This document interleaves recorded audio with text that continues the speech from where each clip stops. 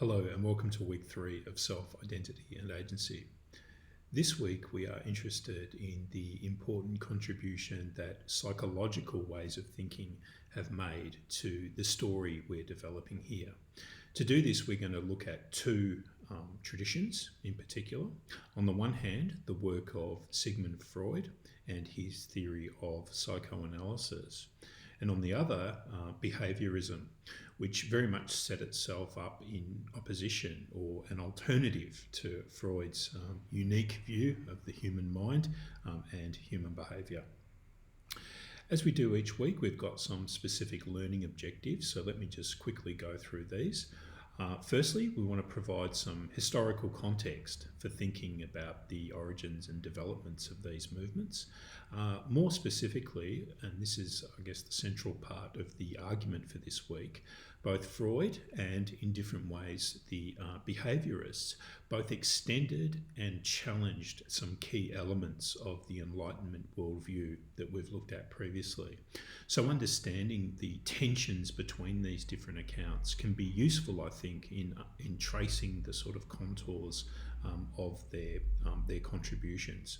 The third thing I want to do is speak briefly about the ongoing legacy and influence of these ways of thinking to the modern world. This will be a shorter part of the discussion because the idea here is that then becomes a departure point for the conversations and exploration we will have in the discussion boards and classes this week. So just to step back briefly to talking about the Enlightenment, as again to provide some context for this week. So the Enlightenment was an intellectual movement comprising lots of different people and schools of thought. Sometimes these were sort of antagonistic to each other, so there was a lot of diversity and a lot of some tension between them, but there were also some unifying themes, and this is what I've recorded here. So probably the most pronounced agreement or point of agreement amongst these different approaches was that reason and thinking could provide an objective foundation for all knowledge. So much so that this ability to apply reasoning and thinking systematically was argued, or the argument was made, that this would become the defining quality of humanness, of what it meant to be a human being, was the ability to think in this way. This school of thought developed a particular method for making this all a reality. So this is where we see empirical science. So this is science that's interested in things you can see, hear, touch, taste, measure, count, and then document and record and share and critique and the rest of it. So very much a focus on the empirical world, with the view that these efforts at understanding and inquiry would be or could be objective and cumulative. So cumulative here just means that one generation then builds on the next, so that knowledge becomes, each discovery can potentially become the foundation for the next discovery. And if all this works as intended, it would drive this sense of progress and improvement and development over time. So that was the sort of Enlightenment worldview. It was a view that had a lot to say about, the universe as a whole. What was also interesting and important for what we're talking about is that it was an attempt to offer a science of society as well. So the different theorists, as I said, that we've looked at often offered us competing visions, but they were visions nonetheless of an attempt to sort of document and record or identify perhaps the underlying sort of rules or conditions that made the social world possible.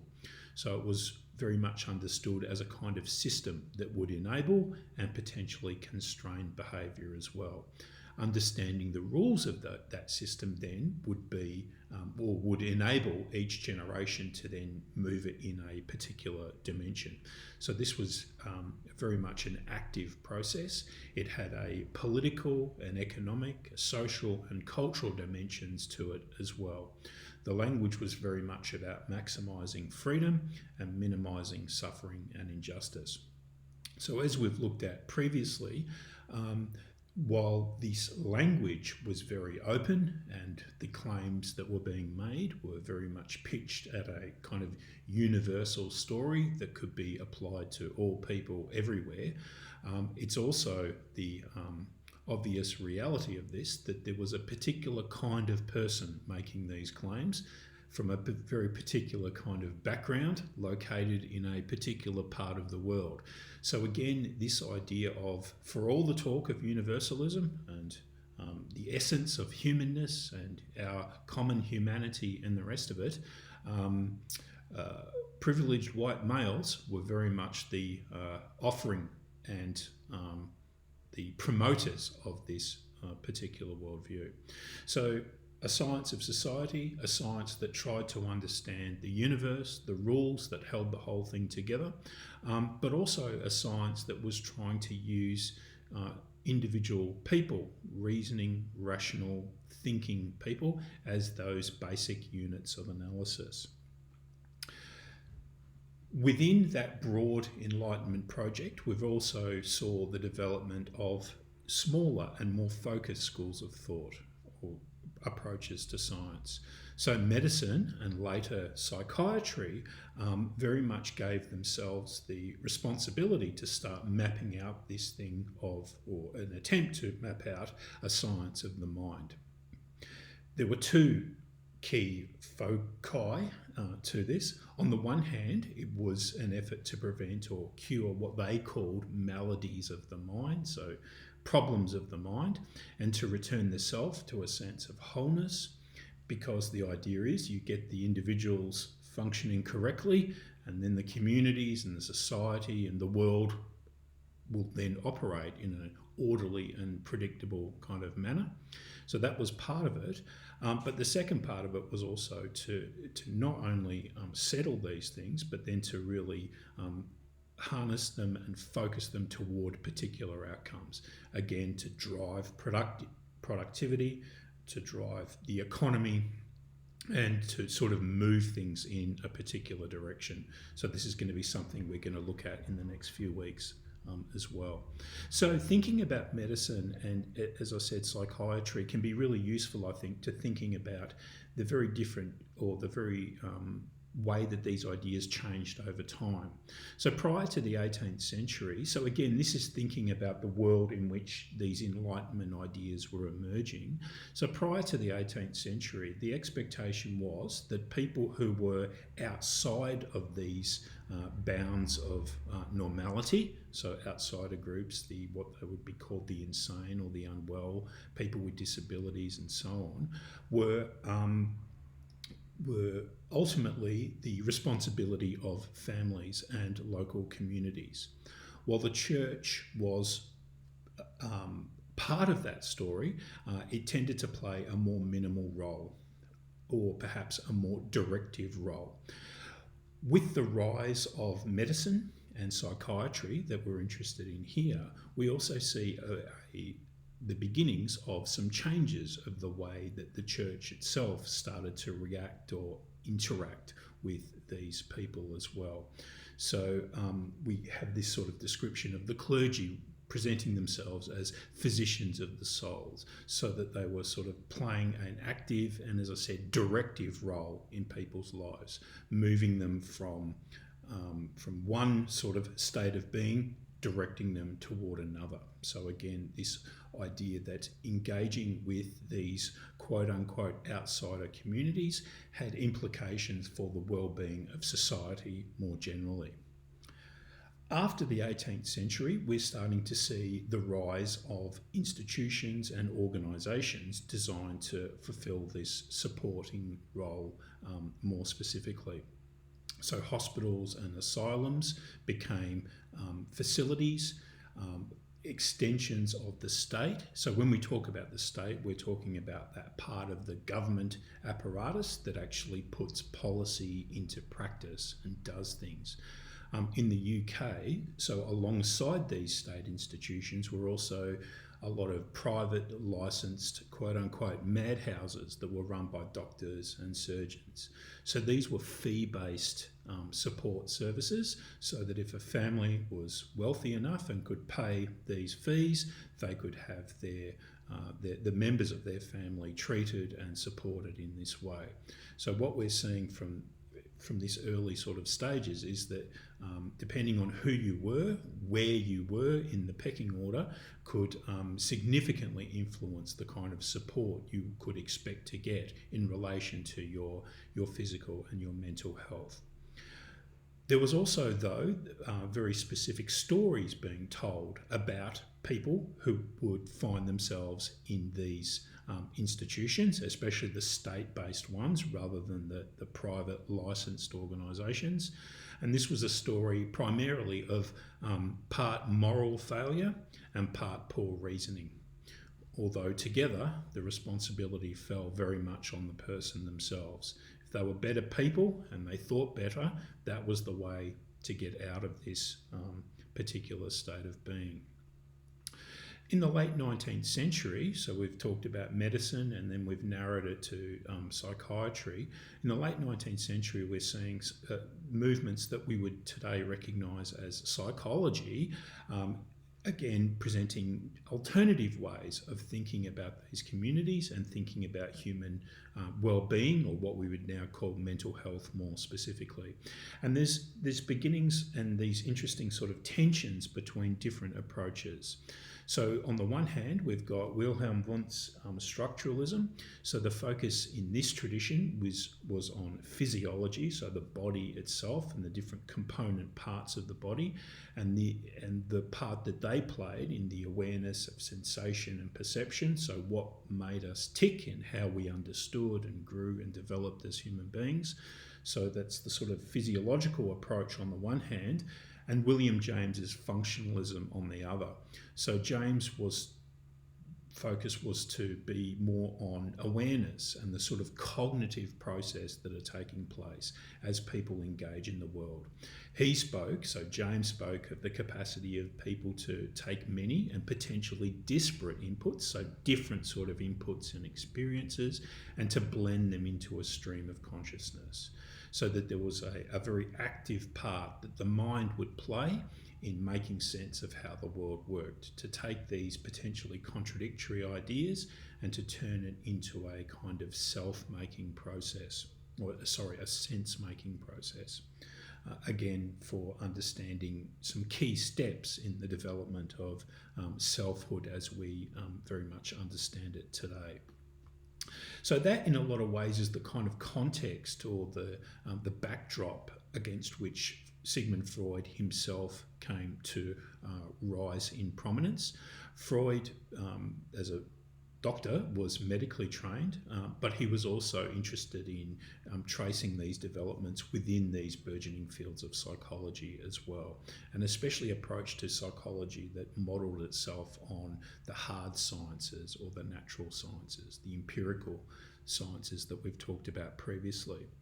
Freud's interest was also, though, in the way that some patients, so people who he had worked with and would continue to work with over the duration of his career, the way that they, and this technique that he developed, the way that they responded very positively to opportunities to engage in a very specific kind of reflection and conversation.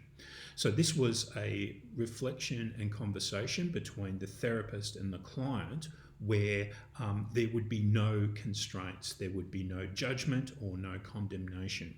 And what Freud discovered, and others were discovering at the same time, was given that opportunity to very literally sort of vent and express any fear or anxiety you had, that those people, as part of that process of talking, came to experience increased well-being, and it became a way of addressing challenges and psychological trauma from Freud's perspective.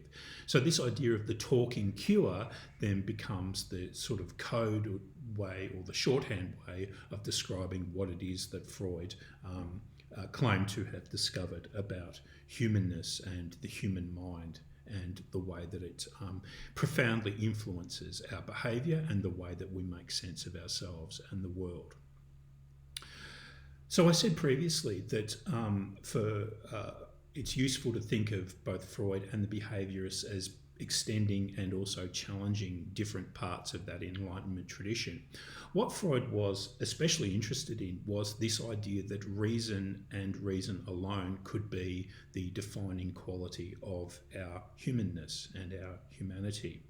I think Freud, what he took from James and others was this idea that rationality and reason could usefully be re-thought about and re-explored via a sense or a story of consciousness.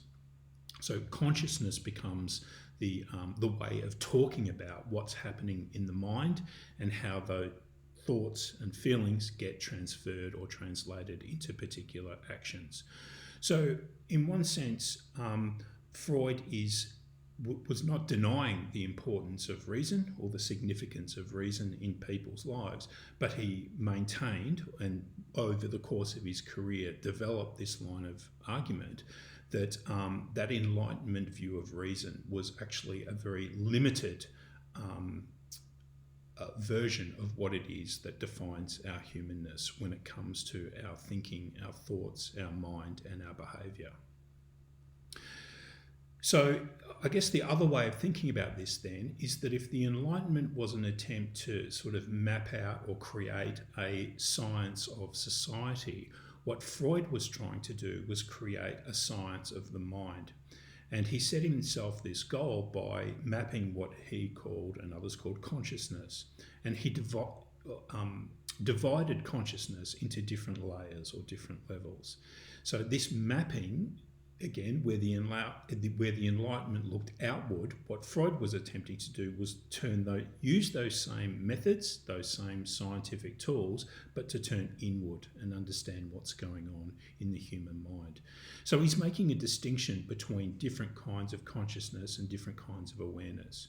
There was the conscious experience, so you hear a bell ringing or something falls over or you see some kind of movement or whatever, so that immediate sensory sort of inputs and our awareness of that happening. So that was part of this story. But for Freud, that's very much only one part of it. And again, the uniqueness or the novelty of his approach is that he tries then to dig deeper. So he says, on the one hand, we've got conscious experience, but we've also got pre-conscious awareness. So this is that information that's just below conscious awareness, but you can retrieve if necessary.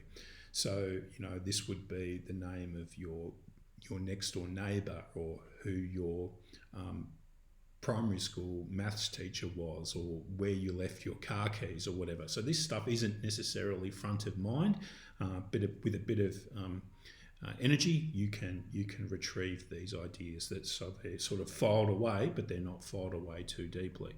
The third part of this process is what Freud called the unconscious. So this again is the more novel element, and this is where he starts to very much push back against that Enlightenment worldview that we've talked about previously.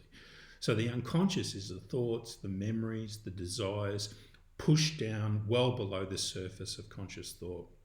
So not easily accessible, but from Freud's perspective has a great influence on behaviour or our perceptions of self. So the method of psychoanalysis, this reflective ongoing conversation and analysis, this open-ended sort of inquiry into what's going on in a person's life, during these moments of therapy and support, were the strategy that could be used to tap into that unconscious realm. And that if they were able to peer through all these sort of defense mechanisms and anxieties and this sort of all these ideas that have been suppressed and pushed down over time through living and experiencing the world, what comes out of that from Freud's perspective, is a sort of an unburdening of all these anxieties and pressures and tensions as well. There's a sort of a cathartic release that comes from being able to just sort of get this stuff off your chest, metaphorically speaking. So this mapping goes further, and again, at different stages of Freud's career, he develops different models for thinking about these things. There's no point, we just simply don't have the time to go through all this in any great detail, but some of these are useful, I think, and important because this language continues to sort of be present and part of the popular sort of vernacular we often use to talk about human beings and the drivers of their behaviour. So for Freud, in this sort of very famous model, he makes a distinction between three ways of thinking about what's going on in the mind and where metaphorically this is located in the mind. On the one hand, we've got this idea of the id. So this is this part of our mind or our thought processes that are illogical, irrational, fantasy orientated. So this is the pleasure principle. This is the I want it, give it to me, I want it now. It's what you would see with a 4-year-old having a tantrum. They're demanding this, they're wanting that. It's immediate, it's loud, it's angry, it's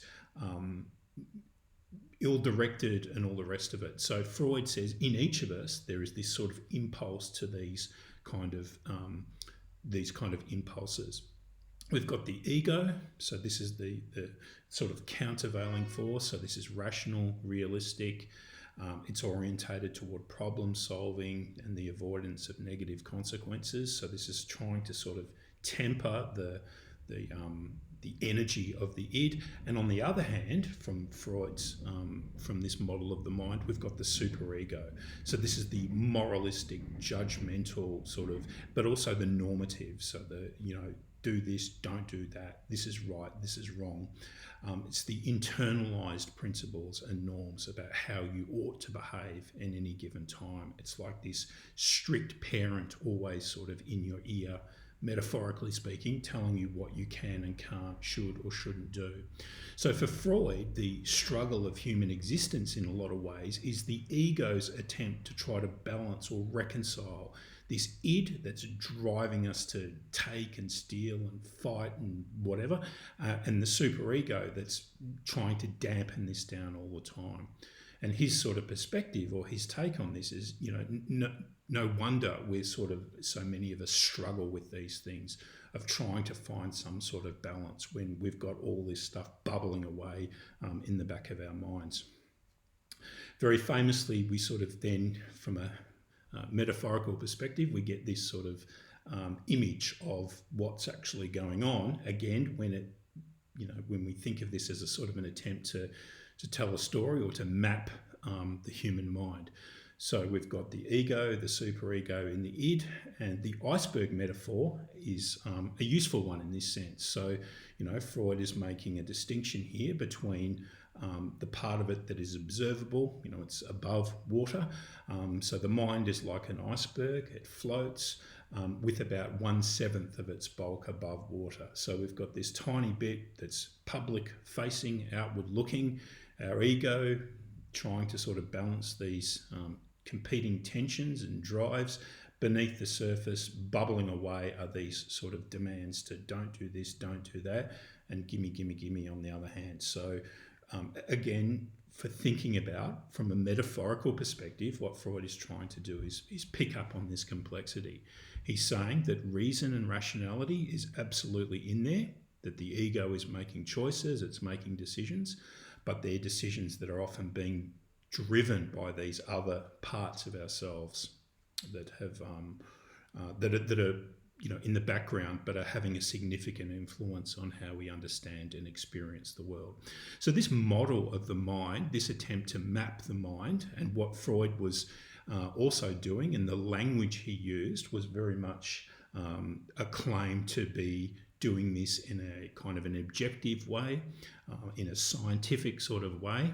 And I'll leave it to you to read more on this and think about, how scientific was Freud's method for exposing or understanding what it is that you quite literally cannot see, almost by definition, how that actually fits in that empirical tradition of the Enlightenment and the rest of it.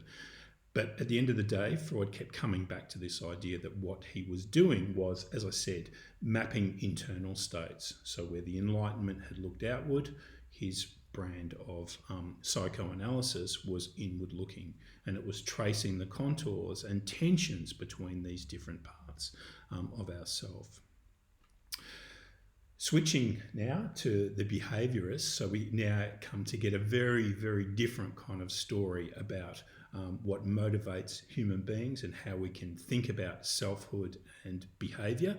So the behaviourists, probably not the most creative name, but a very accurate one, were, again, as I said, a school of thought that was very much positioned itself in response to what Freud was claiming about human minds and motivation and human behaviour. So we'll briefly just skip through some of this, but again, just to talk about perhaps similarities and differences with Freud's perspective, and also how this can be useful for thinking about subsequent developments in the making of the modern world.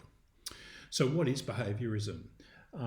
At its most general, it's a theory, or might be worth thinking of it as a school of psychology, which holds that human and animal, so this running together of human and animal is really important, an important component in the story that's being told here. That human and animal behaviour can be explained in terms of conditioning, so without appeal to thoughts or feelings. So conditioning then is a behaviour that happens in response to an object or event, so as a stimuli. Something happens and then you respond to that something. Over time, these behaviours become ingrained and represent a form of learning. So behaviourism then is the study of these processes, of it, something stimulating a behaviour and then a response to that particular behaviour. In effect, that is behaviourism. John B. Watson, who was one of the key sort of figures in this movement when it's first developing, and Watson was a great salesperson, so he's very much gave himself the responsibility to sell this new way of thinking about human behaviour to the world. Watson said or wrote the early part of the 20th century that psychology, as the behaviourist views it, is a purely objective experimental branch of natural science. Its theoretical goal is the prediction and control of behaviour. Introspection forms no essential part of its method, nor is the scientific value of its data dependent upon the readiness with which they lend themselves to interpretation in terms of consciousness. So that's a slightly jargony kind of way of saying that, or pointing, I guess, directly to what Freud was proposing, where Freud's saying, you know, if you want to understand humans and you want to understand the human mind and human motivation, you need to look behind or beneath the surface and consider what's bubbling away below. From Watson's perspective, from a scientific point of view, that would be a meaningless enterprise. You can't see it, you can't measure it, you can't count it in that empirical tradition, therefore it doesn't matter. What matters is the outward behaviour, the outward sort of manifestation of these processes of learning. You focus on the outward stuff, and the rest of the sort of theory takes care of itself. So again, just to sort of set this in terms of a comparison with what we've talked about previously, for Freud, psychology should or aim to be a science of the mind, so an attempt to map what's going on in different parts of the mind, metaphorically speaking, the conscious and the unconscious, the way that that all sort of influences and impacts on our ability to think and express ourselves and behave, to understand human behaviour more generally. From the behaviourist perspective, none of that matters. Psychology needs to be the science of behaviour, because we cannot see what's going on in someone's mind. It can't provide the basis of a reliable scientific enterprise. Instead, what the focus needs to fall on is the broader environment in which people are raised and learn how the world works, who come to acquire particular behaviours. That's things that we can see, we can measure, we can test, we can control from the behaviourist perspective, and therefore that's what needs to become the focus. So if you've ever heard of arguments about nature versus nurture, Freud and the behaviourists are probably at each end of that spectrum. For Freud, it's all about nature. It's all about this stuff that's ingrained and that it's bubbling away, part of the structure of our minds. From the behaviourist perspective, it's all about nurture. It's all about the influence of the environment and the ability to form and create to enable particular kinds of behaviour. The key point, again, what unites these very different approaches is that both of them are making very specific claims about humanness, and that by design or by their claim is that these ideas transcend history, culture, location. So that's why they're in this first part of the course rather than a later part of the course. So why does this matter? I think one of the reasons it's important is because it has implications for thinking about selfhood and identity and the kinds of selfhood and identity we're going to be looking at later on in the semester. I think the behaviourist perspective is also interesting simply because of how different it is to what we've looked at previously. So if we think about that ancient story we looked at, where the Greeks and the Romans spoke endlessly about character and reason and virtue and the rest of it, of skill and effort, the behaviourists very much present a mechanical vision of humanness and human behaviour. So you don't need to look below the surface. You look at quite literally on the surface. You count, you measure, you analyse what it is you see. And if you can do that well, you can unlock a similar kind of story of the secrets that drive human beings and human behaviour. So this idea that animals and humans, so from this perspective, there is no real functional difference between these groupings, are the result of our experiences of learning and stimulus response behaviours. As we said, intentions, hopes, aspirations, goals don't really matter because they can't be seen or objectively measured. Therefore, they don't count. I won't go into any great detail here, but this probably, I don't know whether you've seen this image before, but I would imagine many of us have heard reference to Ivan Pavlov and his research at the end of the 19th century and early 20th century, and his discoveries around classical conditioning. So we've got that image here of the unconditioned and then different kinds of conditioned responses to a stimulus. It's the sort of psychology 101 stuff, but it's been influential in sort of, again, like science or like the Enlightenment project more generally, of creating a foundation for subsequent theories and refinement and development of these ideas over time. So we've got Pavlov getting the ball rolling, and then we've got Watson and B.F. Skinner, who we'll look at in a moment, really sort of driving this idea forward. So John B. Watson, who gave us that sort of description of what behaviourism is a kind of fairly notorious character for lots of reasons that we will pick up on in the tutorials this week. He's also a very often quoted figure, so he was very attuned to coming up with particular, of selling the sort of science as he saw it.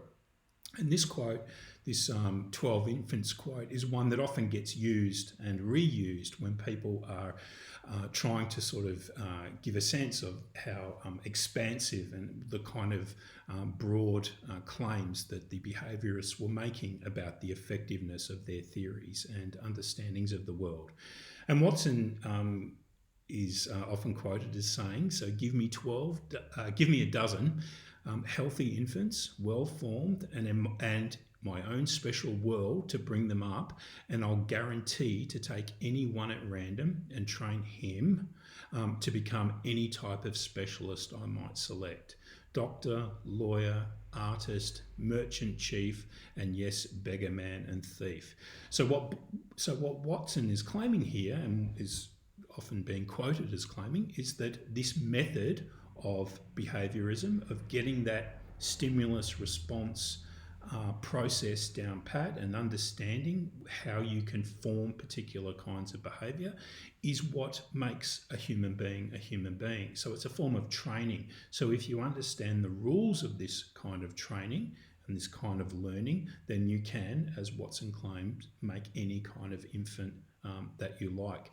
What's interesting about this quote is that it's also part of a slightly longer passage that's often edited. So the fuller part of the quote, just to sort of flesh this out a little bit further, is that he goes on to say, acknowledge that I am going beyond my facts, and I admit it, but so have the advocates of the contrary, and they have been doing it for many thousands of years.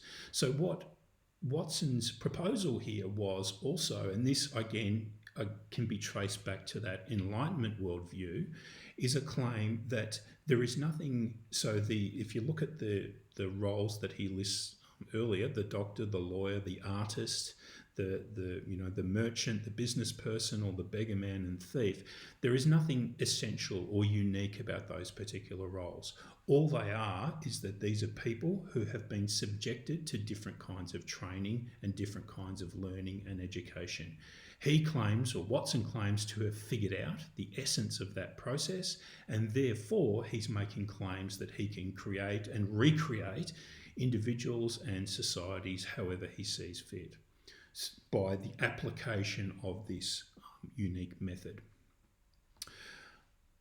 Developing these ideas further, then we've got again another one of these famous sort of experiments, in this case the work of B.F. Skinner, who is taking Pavlov's work and thinking about it in more nuanced, or developing these ideas further, but within that realm of conditioning. So creating particular stimuli and then eliciting particular responses. So we get this new language then of positive and negative reinforcers, or punishments and reinforcers. And these sorts of tables and these sorts of grids have become synonymous with this way of thinking about human behaviour and human learning more generally. So this is the kind of stuff that Watson was alluding to, and then Skinner came along and sort of gave focus to it, or made claims about the effectiveness of these strategies for creating and developing different kinds of human behaviour. Again, though, it's worth thinking about, in one part, this was about pigeons and rats in the laboratory, but all the while, underlying all of this was an attempt to, from Skinner's perspective and from the behaviourist perspectives, to create and then recreate a very specific vision of the world. So in 1948, Skinner tells us that the ideal of behaviourism is to eliminate coercion, to apply controls by changing the environment in such a way as to reinforce the kinds of behaviour that benefits everyone. He goes on, some of us learn control more or less by accident. The rest of us go all our lives not even understanding how it is possible, and blaming our failure on being born the wrong way. So again, both Skinner and Watson before him are making claims about unlocking the particular rules that govern human development through the application of these very specific kinds of behaviour modification. You understand the relationship between the stimulus and the response. You unlock something that's important to both the creation of human beings and animals as well. We share this sort of common method or method of learning and eliciting behaviour. So again, this is from a historical perspective. A lot of this was, nearly 100-year-old ideas about stimulus response. But I guess one of the obvious things or one of the useful questions to ask is, like, where do we see this happening today? Where do we see examples of this sort of process of stimulus response, and how credible is it to our current or contemporary experience of the world? I think if you've ever handled one of these devices, I'm imagining that everybody who's watching this within arm's reach has some kind of device that looks like that thing that's on the screen now. You have a very real and very concrete sort of experience of this kind of form of training or behaviour modifications. Because in effect, if you think about the notifications on our phone or computer screen or whatever it is, these are designed, going right back to Skinner, very deliberately to elicit and to exploit this idea of create a stimulus to then encourage a particular kind of behaviour. Think about the dinging of a new message on your phone, the banners that pop up on your home screen or whatever it is, and how they're trying to get you to behave in a particular way. A lot of this, I guess, is external. So this is something about, Facebook popping up or something coming through in a messaging application. But if you think about these tools and about the role that this kind of technology plays in our lives, it's worth thinking about how many, if you look at the apps on your phone, how many of those apps in one way or another are designed to elicit or to create some kind of behaviour modification. So do you have things there like, say, fitness trackers or food or dietary intake sort of journals? Are there apps in there about recording your sleep or meditation or whatever it is? So this idea that we can use tools and changes to our environment, the way that we interact with different kinds of stimuli, the stuff that Skinner and Watson before him were drawing our attention to, I think are very much continue to be a part of the way that we think about our world today. So let me just draw some of this together just quickly before finishing up. So over the last few weeks, we've covered about 2,500 years of human history, but even that breadth or that long historical period, it's also in many ways a very narrow telling. We've looked primarily at a very specific European story about what it means to be human, what it means to be a functioning part of society, how we should think about the rules that govern the social world, and all the while what it means, as I said, to be a human being. While these stories have been different, and there are significant differences that we see between Freud and the behaviourists this week, what unites all of them, from Freud's science of the mind through to the behaviourist science of behaviour or the Enlightenment science of society, what unites all of them was this attempt to, or at least making claims to, a universal account of what it means to be a human being.